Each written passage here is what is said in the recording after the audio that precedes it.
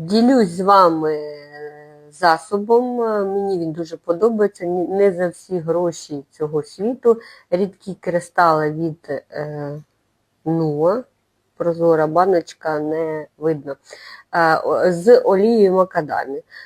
Тобто, що це значить? Що це не чисте масло, а це рідина, суміш, в якому в тому числі є і силікони, і масло. Наноситься на чисте вологе волосся, на кінчики або на довжину, залежить якої довжини ваше волосся, і сушиться. Ще в кінці можна трошки одну таку капелюшечку на кінчики нанести, коли вже висушили, якщо ви бачите, що недостатньо, у вас занадто сухе волосся. Не обтяжує, волосся блистить, гарно розплутується і розчісується. Ось, ділюсь. Беріть собі.